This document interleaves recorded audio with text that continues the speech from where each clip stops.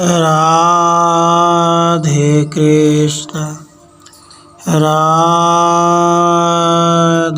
कृष्ण। पर ब्रह्म उपनिषद शांति पाठ। हे पूज्य देवों, हम कानों से कल्याण सुने, आँखों से कल्याण को देखें, सुदृढ़ अंगों तथा देह के द्वारा तुम्हारी स्तुति करते रहें, और देवताओं ने हमारे लिए जो आयुष्य नियत कर लिया है उसे भोगे। महान कीर्ति वाले इंद्र हमारा कल्याण करें, सबको जानने वाले पूषा देव हमारा कल्याण करें, जिसकी गति रोकी न जा सके ऐसे गरुड़ देव हमारा कल्याण करें, और बृहस्पति हमारा कल्याण करें। ओम शांति शांति शांति। हाँ, तो किसी समय बुद्धिमान शौनक ने अंगिरा वंशज भगवान पिपलाद के पास विधिवत गुरु के पास जैसे शिष्य गुरुमुख पर दृष्टि रखकर बैठता है आदि जाकर पूछा कि संसार में जो भी उत्पन्न होने वाले पदार्थ हैं, क्यों वे सभी पहले ही दिव्य ब्रह्मपुर अर्थात हिरण्यगर्भ भगवान के हृदय रूपी आकाश में विराजमान हो जाते हैं। उन पदार्थों को यथा विभाग या व्यापक महिमा में भगवान अपने अंतर से कैसे सृजन करता है, वह वस्तुतः है भी कौन। पिपला से उन्होंने कहा, जो श्रेष्ठ ब्रह्म विद्या में विरज गुणत्रयहीन, प्राण से लेकर नाभ तक 16 कलाओं से हीन है, और इसी कारण शुभ्र अविनाशी रूप में मोहित होता है। मधुरकर अर्थात जीव मात्रों का जो समूह या बंधन तथा मोक्ष को अधिकार रूप से निर्मित करता है, अतः निर्मक कहा जाता है। इस स्वरूप का ब्रह्म विद्या का आधार परमात्मा मुमुक्षुओं के अविद्या आदि को नियमन कर देता है, समाप्त कर देता है, जिससे उनकी उस शुद्ध चैतन्य की प्रतीति हो जाती है। वह अपने स्थान में स्थित कर्महीन रूप में स्थित रहता है, क्योंकि वह कृत्य होता है। कर्तव्यम नेव तस्यास्ति इस श्रुति के आधार पर। यह विपरीत दृष्टि वाला तो विविध प्रकार के कर्मों को करने वाला तथा किसान की तरह अपने किए कर्म अनुसार फल को प्राप्त करने वाला होता है। कर्म को जन्म आदि के कारण रूप जानने वाला पुरुष चित्त की शुद्धि के लिए आवश्यक है, ऐसा समझ परमेश्वर की आराधना की बुद्धि से कर्म करता है। किंतु जो अपने अलावा अपने को सोहम समझकर अन्य भ्रम से युक्त होना चाहता है, वह मुनि कर्म को अर्थात अच्छा बुरा कर्म करने पर ऊंच नीच योनियों में अच्छा बुरा फल भोगना पड़ता है आदि। एकमात्र ब्रह्म में आसक्त कौन सन्यासी विवेकी विविध प्रकार के कर्म जाल को करेगा, अर्थात कोई नहीं। इस प्रकार निष्काम बुद्धि से काम करने वालों को उसके कर्म सांसारिक विषयों में कभी भी नहीं खींच सकते। ईश्वर कैसा है, उसकी प्राप्ति के क्या उपाय हैं, इस विषय में कहते हैं। जीव के प्राणाधार रूप में विश्व आदि तुर्यक भेद से 4 प्राण देवता हैं। उनको प्राप्त करने वाली नाड़ियाँ भी रमा, अरमा, इच्छा, पुनर्भव आदि भेद से 4 प्रकार की हैं। उनमें रमा अथवा अरमा नाम 2 नाड़ियों का अवलंबन करके आकाशगामी बाज की तरह थकने पर जागृत स्वप्न आदि के व्यवहार में थक कर सो जाता है, अर्थात बाज आकाश में तृणाविष्ट होकर देर तक उड़ने से थक जाने पर अपने घोंसले की ओर जाता है। ठीक ऐसे ही जीव भी जागृत आदि प्रपंच से थक कर अपने आराम के स्थान पर दोनों नाड़ियों से विश्राम के हेतु सो जाता है। यह शयन अवस्था में कहीं कहीं विचरण भी करता है। इस विषय में लिखते हैं, यह विस्तृत वस्तुतः अमृत रूप स्वरूपिणी देवता सर्वत्र व्यापक हिरण्यमय प्रकोष्ठ में अर्थात हृदयाकाश में रमा आदि 3 नाड़ियों का आश्रय लेकर जागृत आदि 3 अवस्था तथा बंध मोक्ष आदि की अवस्था में जो विचरण करता है उसका त्रिपाद स्वरूप ब्रह्म ही अवशिष्ट रह जाता है। यह जीव रूपिणी देवता इस अपने स्वरूप को प्राप्त कर तन मात्रा तत्स्वरूप के रूप में रहकर मुक्त हो जाता है। इसी से अनुभव नहीं तो जागृत आदि स्वातिरिक्त भी सता समक्ष कर घूमता रहता है। सभी जगह हमेशा यह हिरण्यमय प्रकाशमय परकोश ब्रह्म विचरण करता हुआ भी अपने अज्ञान के आवरण से आच्छन्न होकर जागृत आदि अवस्था त्रय के गड्ढे में गिर जाता है, बंधन में पड़ जाता है। जैसे कि कोई मानो देवदत्त नामक आदमी यदि सोता हो और एक लाठी कमर में खींच कर दी जाए अर्थात वेद से उसे ताड़ित किया जाए तो जागने पर फिर जैसे वह पुनः सोता नहीं, ठीक ऐसे ही यह जीव भी वेद रूप आचार्य द्वारा वेदांत तत्व जानकर इस तत्व रूपी डंडे से चोट खाकर जब जागता है अर्थात ज्ञानयुक्त हो जाता है तो फिर अवस्था त्रय के गर्त में गड्ढे के संपर्क में नहीं गिरता और इष्टापूर्ति आदि अच्छे बुरे कर्मों में लिप्त नहीं होता। जैसे बालक अर्थात अबोध शिशु किसी वस्तु विशेष पर अधिक आसक्त न होने के कारण किसी भी लब्ध वस्तु से आनंदित होता रहता है, ठीक ऐसे ही यह स्वप्न तथा जागृत में भी निरंतर आनंद का ही अनुभव करता रहता है, आनंद की ओर ही लपकता है। सो जो कोई मैं उस आनंद में ब्रह्म का ही स्वरूप हूँ, परम ज्योति हूँ तथा परम ज्योति सूर्य आदि का प्रकाश हूँ, इस प्रकार आनंदमय को संपूर्ण रहता है, वही आनंद रूप में स्थित हो जाता है। इस प्रकार जिसका हृदय उस परब्रह्म पर भेंट हो जाता है वह परमात्मा की प्राप्ति पर आत्मा को तृप्त करता है, वही विलीन भी हो जाता है। इस प्रकार ईश्वर से सफ़ेद कर्म अर्थात चित्त प्रसाद प्रसन्नता उत्पन्न होता है। पुनः निर्विकल्प समाधि द्वारा उसी रात्रि से स्वप्न अवस्था में विश्राम करता है अर्थात अहम ब्रह्मस्मि तत्वमसि इत्यादि त्रिपुटी युक्त अखंड आकार स्वरूप तुम स्वप्न को प्राप्त कर उसमें आत्मा को विश्राम कर देते हो। जैसे जो कि एक तृण में दूसरे तृण को ग्रहण करती है, ऐसे ही विद्वान भी जागरण अवस्था स्थित तुल्य स्वप्न का उल्लंघन कर तुम जागरण को छोड़ देता है। एक रूप से तीनों अवस्थाओं के संचरण की इच्छा ईश्वर में उत्पन्न हो जाया करती है। इस कारण यह अपनी आत्मा को आनंदित करता है। प्रत्येक तथ्य पर चिन्ह की जो एकता, उसमें एक दूसरे का जो विशेष भाव उसे छोड़ देता है। इस प्रकार तत्पर ब्रह्म पर होकर उसे अपने से विशेष कुछ मानकर अथवा अपना भिन्न मानकर नहीं छोड़ता, अर्थात वह उसे अपर भिन्न नहीं समझता किंतु स्वरूप समझकर छोड़ता भी नहीं है। यदि इस प्रकार केवल श्रवण आदि द्वारा निर्विशेष ब्रह्म ज्ञान प्राप्त नहीं होता तो कपाल अष्टक अर्थात योग के जो यम नियम आसन प्राणायाम प्रत्याहार धारणा ध्यान समाधि रूप 8 अंग है, उनका अभ्यास कर उसके द्वारा हृदय के मैल को साफ कर ब्रह्म ज्ञान को प्राप्त कर कृत्य हुआ जा सकता है। योग ध्यान का आधार क्या है इस संबंध में लिखते हैं, जो स्तन की तरह अथवा केले के पुष्प की तरह छाती में हमेशा लटका रहता है तो यह योग काल में ऊपर उठता हुआ विकसित होता है।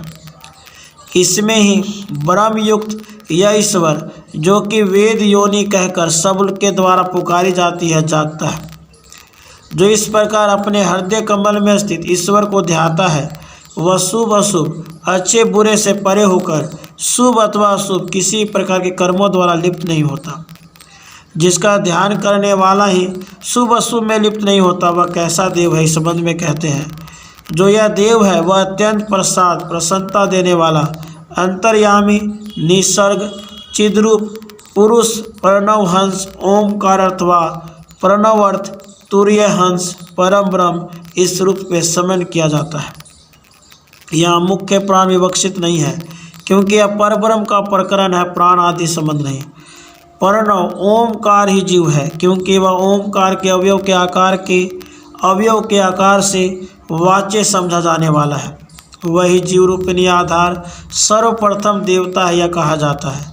जो इस प्रकार ओमकार की यथार्थता को जानता है वह जीव ब्रह्म के पद का निरूपण पृथक सत्ता कैसे कर सकता है, किंतु वह तो जीव ब्रह्म की एकता का प्रतिपादन करता है, उनके भेद का तो कभी भी स्मरण नहीं करता। ब्रह्म रूप में इस पुरुष का जो सत्य है वह ही आंतरिक शिखा एवं यज्ञोपवीत है। ब्राह्मण जो कि मोक्ष को चाहने वाला हो उसे आंतरिक शिक्षा एवं यज्ञोपवीत धारण करना चाहिए। बाहर दिखने वाले जो यज्ञोपवीत एवं शिखा है उसका धारण कर्मी वैदिक आदि कर्म का कर्ता गृहस्थियों के लिए है। आंतरिक जो शिखा एवं यज्ञोपवीत है वह बाहर के सूत्र की तरह व्यक्त नहीं अपितु अव्यक्त है तथा परब्रह्म का मिलन करा देने वाला है। अविद्या का जो स्वरूप है वह सत असत भिन्न अभिन्न उभयात्मक भिन्न भिन्न सभाग भाग युक्त निर्भाग भाग रहित अथवा उभय स्वरूप आदि कुछ भी नहीं है। इसका स्वरूप सर्वथा अनिर्वचनीय जिसको कभी किसी प्रकार समझाया नहीं जा सकता है। सो जब तक इसी स्वरूप वाले अनिर्वचनीय ब्रह्म का आत्मिक तत्व ज्ञान अर्थात प्रत्येक आत्म ब्रह्म है नहीं उदित होता तभी तक उसकी अविद्या की स्थिति भी है, किंतु ब्रह्म का ज्ञान हो जाने पर यह सब हे है छोड़ देने लायक है, क्योंकि यह सब मिथ्या है। पंचपाद जागृत स्वप्न सुषुप्ति तुर्या और तुर्या से परे ब्रह्म के अपने अतिरिक्त अविद्या रूप है। यह नहीं, यह भ्रांति कुछ भी नहीं है, अर्थात यह निर्भ्रांत है, सर्वमय है। व्यष्टि तथा समष्टि रूप चतुष्पाद के अंतर्गत अंत विद्यमान जीवरूपी ब्रह्म की प्राप्ति के 4 स्थान हैं, नाभि हृदय कंठ तथा सिर ललाट। इन्हीं में उसकी उपलब्धि होती है। इसकी प्राप्ति में 4 अवस्था में होती है, जागृत स्वप्न सुषुप्ति तथा तुर्य और आहवनीय ग्रापत्य दक्षिण सभ्य। इन अग्नियों में यथा योग्य आत्मा की भावना करनी चाहिए। जागृत अवस्था में यथा योग्य आत्मा की भावना करनी चाहिए। जागृत अवस्था में ब्रह्म, स्वप्न में विष्णु, सुषुप्ति में रुद्र, तुर्य में अक्षर अविनाशी चिद्रूप ब्रह्म ध्येय है। अब ब्रह्म को यज्ञोपवीत पर घटाकर बताया जाता है, क्योंकि सन्यासी इसी ब्रह्म यज्ञोपवीत को धारण करता है। इस ब्रह्म की प्राप्ति में जो 4 अवस्थाएं गिनाई गई हैं वह 4 अंगुलियों का वेष्टन है। जैसे कि 4 अंगुलियों पर जनेऊ बसाते हुए धागा लिपटाया जाता है जिसकी संख्या 6 बार होती है तथा 96 तत्व इसमें लपेटे जाते हैं। इनको 3 हिस्सा करके 3 गुणा रूप द्वारा 32 तत्वों के निष्कर्ष रूप का संपादन करके ज्ञान के पवित्र निर्गुण स्वरूप 3 सत्वादि गुण 3 गुण यानी रूप लड़ी स्वरूप त्रिमूर्ति समझकर 9 ब्रह्म नामक 9 गुणों से युक्त जानकर 9 मान परिमिति 3 को फिर त्रिगुण करके सूर्य चंद्रमा तथा अग्नि कला स्वरूप से एक एक करके आदि तथा अंत युक्त कई 3 आवृत्तियाँ करके ब्रह्म विष्णु और महेश्वर का अनुसंधान कर उन आवृत्तियों में शुरू से अंत तक बनाकर चिद्रूपी ग्रंथि में अद्वैत ग्रंथि गांठ बनाकर नाभि से लेकर ब्रह्म बिल तक भिन्न भिन्न 27 तत्वों से संबंधित, क्योंकि जनेऊ की एक लड़ी में 26 से 27 सूत्र होते हैं, 3 गुणों सत्वादि सूत्रों से युक्त पृथक 3 स्वरूप दिखने पर भी उसमें एकत्व संपादन कर बाएं कंधे से लेकर दाहिने कमर तक इसकी भावना करके इसे पहनते ही चित्त की शुद्धि हो सकती है। अब ब्रह्म सूत्र की प्रशंसा करते हुए कहते हैं, जैसे कि घड़े आदि मिट्टी की बनी वस्तुएं केवल मात्र मिट्टी है, उससे भिन्न अन्य वस्तु कोई नहीं, ठीक इसी प्रकार ब्रह्म निर्मित सही वस्तु ब्रह्म ही है, ब्रह्म से भिन्न उसका कोई स्थिति नहीं है। यही इस अन्य यज्ञोपवीत को समझना चाहिए। अतः उस हंस नामक ब्रह्म का अंश ही मैं हूँ, सो अहम, ऐसा निश्चय करके ही ब्राह्मणत्व ब्रह्म की योग्यता यतित्व वस्तुतः यति जाति की प्राप्ति होती है और तभी पुरुष वस्तुतः अंतःशिखा तथा अंततः यज्ञोपवीत वाला माना जाता है। इस प्रकार बाहर दिखने वाली कर्म शिखा चोटी तथा यज्ञोपवीत गृहस्थियों के लिए होते हैं। बाल, शिखा तथा प्रत्यक्ष कपास के धागे से बने जनेऊ हुई ब्राह्मणत्व के अथवा अन्य वैदिक कर्मानुष्ठान योग्यता के आभासक है। प्रारंभ तथा अंत में एक ही तत्व के होने के कारण मध्य में भी वही एक परब्रह्म विराजता है। भिन्नों की स्थिति तो केवल भ्रांति मात्र है। 24 तत्वों का पोषण करने वाला द्योतक यह सूत्र एक ही ब्रह्म का स्वरूप है, चाहे इनमें 9 तत्वों 9 लड़ियों की स्थापना भले ही होती हो। प्रत्येक मनुष्य अपनी अपनी बुद्धि द्वारा कल्पना कर उसे सांख्य आदि अनेक तत्वों में जो विभक्त कर देता है, उसका कारण प्रत्येक की कल्पना शक्ति का भिन्न भिन्न होना ही है। सभी ब्राह्मण आदि देव ऋषियों मनुष्यों को मुक्ति ब्रह्म तथा ब्राह्मण आदि हम सब एक ही हैं, समान हैं। वर्ण आश्रम आचार केवल भिन्न है। वर्ण आश्रम व्यवस्था वालों की शिखा एक ही रूप है। मोक्ष अधिकारी यति की शिखा तथा यज्ञोपवीत आदि का कारणभूत ओमकार भी एक ही है। इनके हंस ब्रह्म ज्ञान ही शिखा है। ओमकार ही उपवीत है और इन दोनों को जोड़ने वाला नाद है। यह उनका धर्म है, अन्य नहीं। परमात्मा ही ओमकार, हंस, ब्रह्म तथा नाद, यह 3 लड़ी वाला सूत्र है। वह अपनी महिमा द्वारा स्वयं अपने में स्थित है। चैतन्य स्वरूप हृदय में रहता है। पर तथा अपर भेद से 2 प्रकार का ब्रह्म समझना चाहिए। यदि कोई आत्मा स्वरूप ही सत्य को जानना चाहता है, आत्म तत्व से पृथक कुछ नहीं देखना चाहता, तो इस क्रम में परपंच शिखा तथा यज्ञोपवीत को छोड़ देना चाहिए। शिखा सहित केशों को काटकर उस बाह्य उपवीत यज्ञोपवीत को छोड़ दे और जो अविनाशी परब्रह्म है उसे ही शुद्ध रूप में धारण करे। पुनर्जन्म की समाप्ति के लिए निरंतर मोक्ष का स्मरण करे। परब्रह्म रूपी जो सूत्र है वह इसी कारण सूत्र कहा जाता है कि वह सूचक है।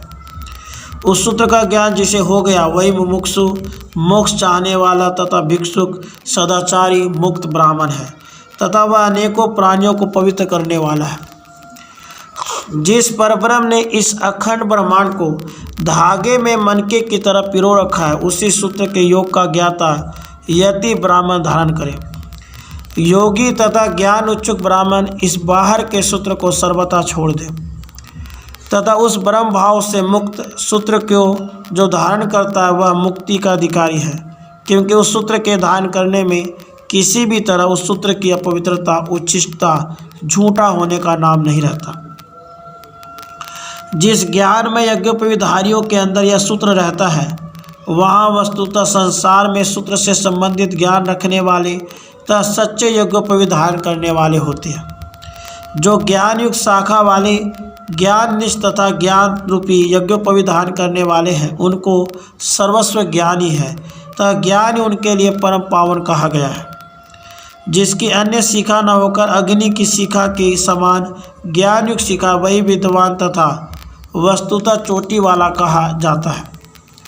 दूसरे लंबे लंबे बालों को धारण करने वाला भी शिखा नहीं कहा जाता। जो वैदिक कर्म यज्ञ आदि तथा लौकिक कर्म आहार विहार में लगे हुए हैं, वह ब्राह्मण तो केवल ब्राह्मण के आभास मात्र, वस्तुतः ब्राह्मण न होकर उसी छाया मात्र रूप में पेटों को भरने वाले होते हुए जी रहे हैं। वे हमेशा सभी जन्मों के अंत में नरक में पहुँचते हैं। संसार के इस जन्म मृत्यु रूपी नरक विविध पीड़ाएँ सहते हैं। विद्वान को चाहिए कि वह दाएं कंधे से दाहिनी कमर तक आंतरिक यथार्थ ज्ञान से उत्पन्न परम तत्व रूपी धागे से बने हुए ब्रह्म सूत्र को नाभि से ब्रह्मरंध्र तक यथा परमान धारण करें। इसी प्रकार परम तत्व रूपी तंतु से बने हुए विविध क्रियाओं के अंगभूत इस सूत्र को धारण करना चाहिए, जिसकी ज्ञानमय शिखा चोटी तथा ज्ञानमय उपवीत जनेऊ होता है। उसकी सभी वस्तुएं ब्रह्म में है, अन्यों की कोई भी वस्तु नहीं है। जो विद्वान इस परम तत्व स्वरूप परम परायण ब्रह्म परायण यज्ञोपवीत को धारण कर यज्ञोपवीती होता है, वही वस्तुतः मुक्ति का अधिकारी है।